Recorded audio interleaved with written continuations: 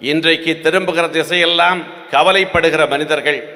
இயேசு இன்றைய நற்செய்தியிலே 2ஆம் பகுதியிலே சொல்லுகிறார், எதை உண்போம் எதை உடுப்போம் என்று கவலைப்படாதீர்கள்.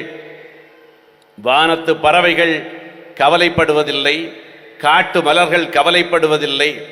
ஆனால் படைப்பின் சிகரமாக இருக்கிற மனிதர்கள் கவலைப்படுகிறார்கள். சில பேர் எப்போதும் வாழ்க்கையை கண்ணீரோடு கழிக்கிறார்கள். கவலை பல பேருக்கு எதனால் வருகிறது என்று தெரிவதே இல்லை.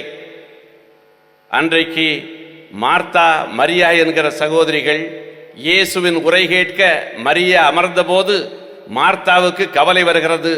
தனக்கு உதவி செய்ய தன்னுடைய சகோதரி வரவில்லையே என்று அவர் கவலைப்படுகிறார். ஒரு வாலிபன் வாஞ்சையோடு வந்து நான் இறையாட்சியை தனதாக்கிக் கொள்ள என்ன செய்ய வேண்டும் என்று கேட்டபோது எல்லாவற்றையும் சொன்னார். அவன் மகிழ்ந்து கேட்டான், மனம் மலர்ந்து கேட்டான். உன் சொத்துக்களை விற்று ஏழைகளுக்கு கொடு என்று சொன்னபோது முகவாட்டத்தோடும் கவலையோடும் போனான். அதுபோல கட்டவிழாத கடவுளின் ரகசியம் மானுடத்தில் மொட்டவிழ்த்த மகிழ்வாக இயேசு இந்த பூமிக்கு வந்தபோது எல்லோரும் மகிழ்ந்தார்கள்.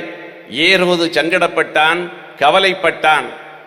தன் நாற்காலியை படித்துக்கொள்ள இன்னொருவன் வந்து விடுகிறானே என்கிற கவலை. இன்று மனிதர்களுக்கு அவசியமில்லாத கவலை. பல நேரங்களில் கவலை மேகங்கள் வாழ்க்கை வானத்தை வளைத்து கொள்ளுகின்றன. கவலை எங்கிருந்து புறப்படுகிறது? தெளிவற்ற உள்ளத்திலிருந்து கவலை தலை தூக்குகிறது.